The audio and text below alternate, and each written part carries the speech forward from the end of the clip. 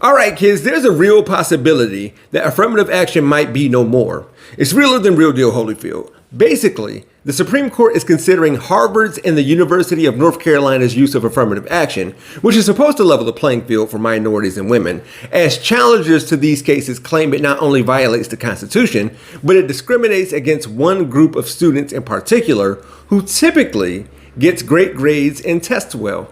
Because, as the thinking goes, I guess, if all else were equal and we lived in a colorblind society, that group would get selected more often and make up more of the student body at private and public universities. And that group's plural, more than one. And the groups are Asians.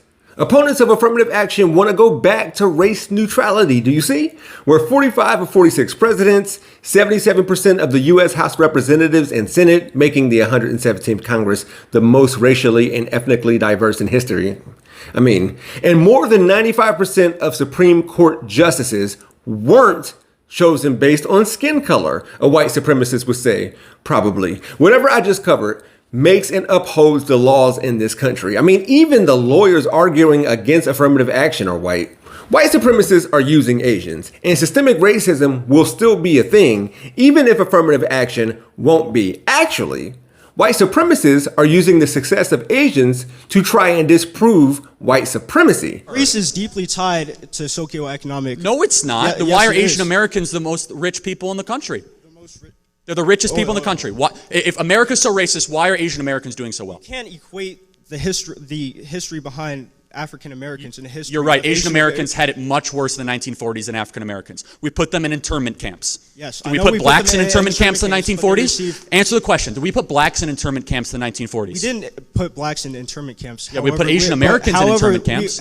I'll address that later. But this notion is prevalent among white supremacists. Here's an article that asks, is Asians' superior performance due to systemic racism diverted against whites? Presumably not. But then, what becomes of the assumption that gaps between ethnic groups must necessarily be the result of racism? There is no answer to this question, which is why race hustlers generally ignore Asians. So, today, it behooves me to become a race hustler in order to answer the question, does Asian success disprove white supremacy in America? Before I continue, I would just like to say to Asian Americans, you're killing it. Keep doing what you do. This video has little to do with you as much as it does the people who are using you to make themselves look good. Even though white supremacists don't take your example and have the highest average credit scores, lowest level of murder, least likelihood of dying from a car accident, lowest rates of binge drinking, lowest rate of illicit drug use,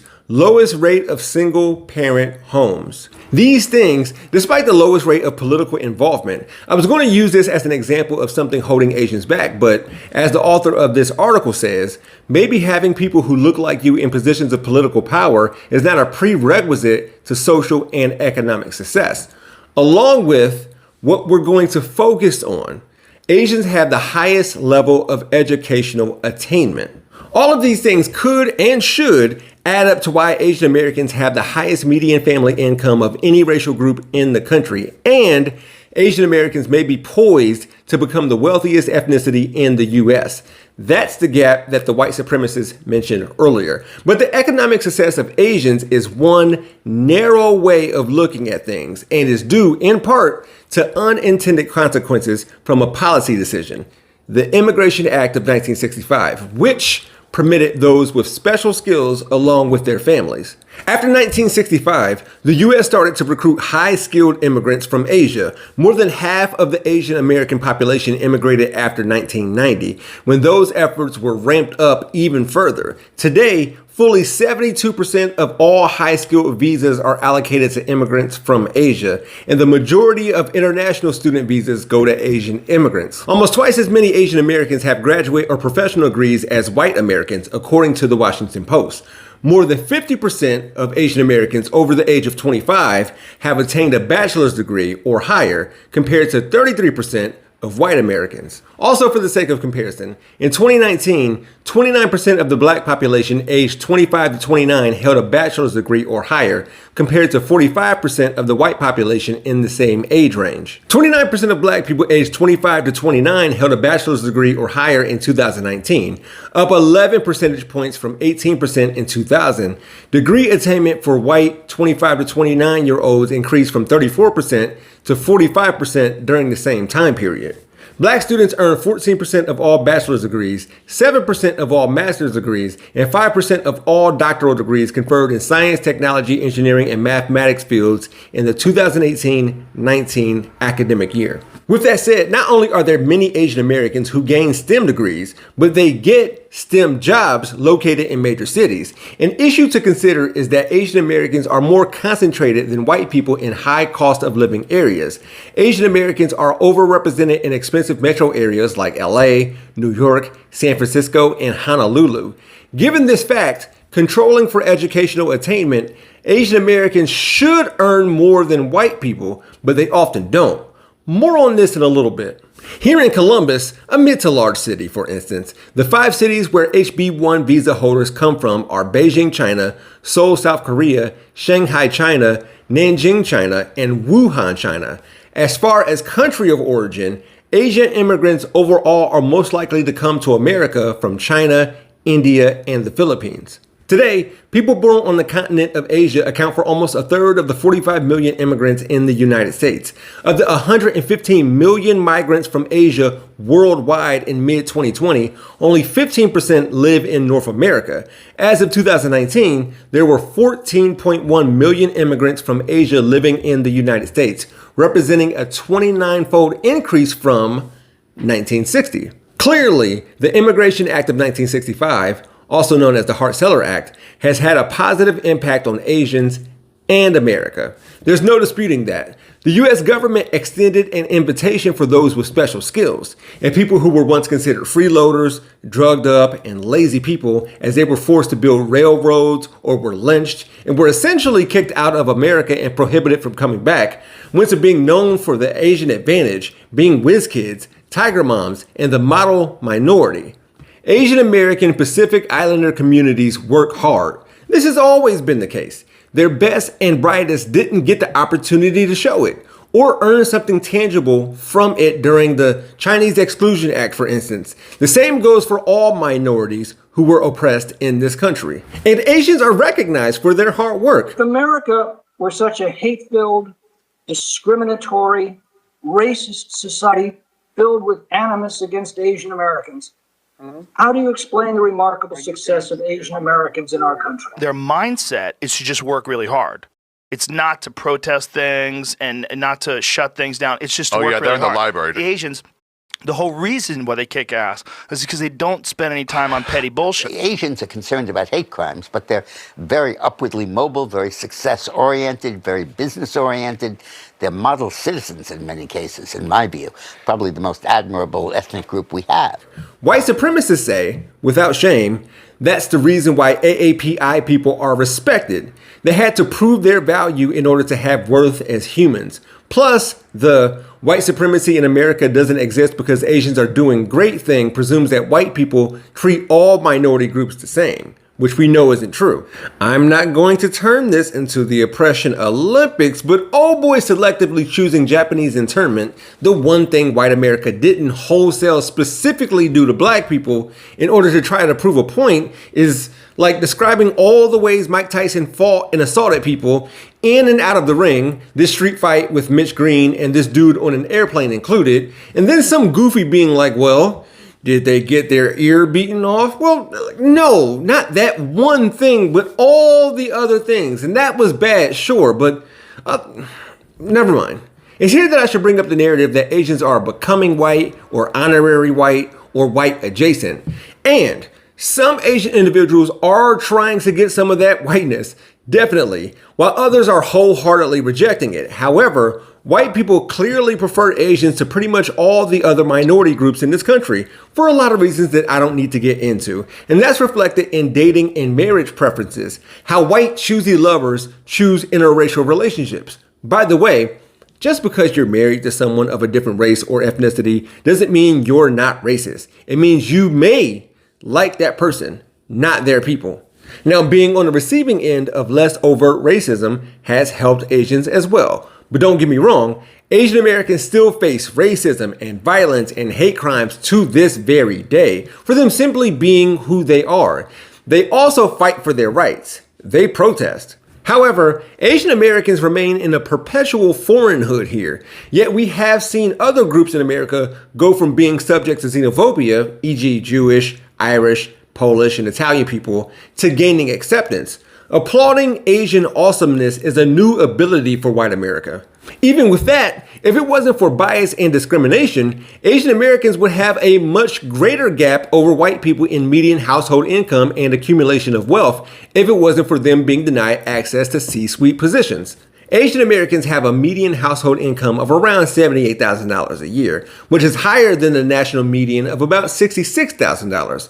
Although, Asian Americans were the most economically divided racial or ethnic group in the U.S. And while Asian Americans may be poised to become the wealthiest ethnicity in the U.S., there still exists a growing economic inequality within the group. Y'all know how when black people complain about systems and institutions and structures in this country, we're told to take care of our own communities and Jay-Z's, LeBron's, and Oprah's names get invoked? I mean, it would be great if black billionaires bought people houses and cars. Oprah did it once, but Mr. Beast does it all the time. Well, Asians don't get that, nor should they. Like black people, Asians aren't a monolith, and I'm sure AAPI communities are stepping up to help their own. But there's no reason to expect, say, Indian Americans to support Burmese Americans just because they're from the same continent. Actually, looking at the economic aspect of what I just said a little further, comparing Asian communities to themselves, is it that education leads to wealth, or does wealth pay for education? Because it just occurred to me that I didn't look up how wealthy Asians are before coming to America. Well, when you compare the annual personal income of Asian Americans and whites of the same gender and educational level, Asian Americans don't always come out on top. In 2010, among workers with a high school diploma, white men earned about $11,000 more than white women, and Asian American men and women. There was a recent article which said that Asian women now out-earn white men, but among workers with a bachelor's degree, white men remain the highest earners, yet their earnings advantage over Asian American men is only about $5,000. In this comparison, Asian American and white women earn significantly less than Asian American men. Asian American women earn about $11,000 less than Asian American men, and white women earn about $13,000 less than Asian American men. This puts Asian American and white women at about $16,000 and $18,000 behind white men, respectively. So, looking at the success of white Americans, if education was truly everything, shouldn't this gap be wider in favor of Asian American people over white people, or is there more to it? If education attainment by Asians were truly cultural, then how come more than 50% of Chinese immigrants in the US have a bachelor's degree, but in China, the rate is about 5%? And about 70% of Indian immigrants have a bachelor's degree, but in India, less than 15% of Indians of college age enroll in college. I think we can all agree that Asian cultures are different from African cultures, yet, according to census data, more than 43% of African immigrants hold a bachelor's degree or higher, slightly more than immigrants from East Asia. Nigerian immigrants are especially educated, with almost 2/3 holding college degrees, a significantly higher percentage even than Chinese or South Korean immigrants. That education, of course, translates into higher household income. As an example, Nigerian Americans have a median household income well above the American average and above the average of many white and Asian groups, such as those of Dutch or Korean descent.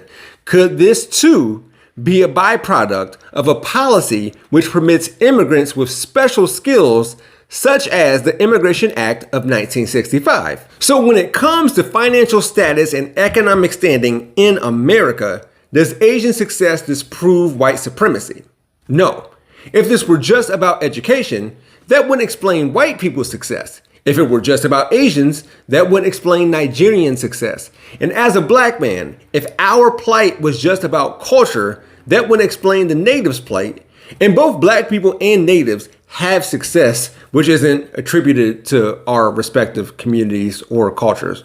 Even if the framers of the Immigration Act of 1965 did intend for it to enrich foreign-born citizens for the betterment of America, it's amazing how something like a policy can help groups of people, and policies, or lack of policies themselves, can hurt others. White supremacy is and has been a factor. How much of a role it plays, I don't know. Ranking it or coming up with a percentage or ratio is for people who are good at math. Did you think of Asians? Am I racist? The idea of a good stereotype needs to go away. With all of that said, I don't even like affirmative action. It creates a stigma for some that find it beneficial, but not to those it benefits most. Race is one way of looking at who and how affirmative action helps and who it hurts, sure. But when it comes to college admissions, race, and grades for that matter, is just one part of who gets selected when a school or university uses holistic review, which considers dozens of experiences, metrics, attributes, and characteristics in their selection process. I maintain that this country of ours still needs a way to right the wrongs of the past and repair what it broke, just like it did for other groups. But any actions to affirm this will be met with a fight because, well, look at Asians. But we gonna be all right. Got you.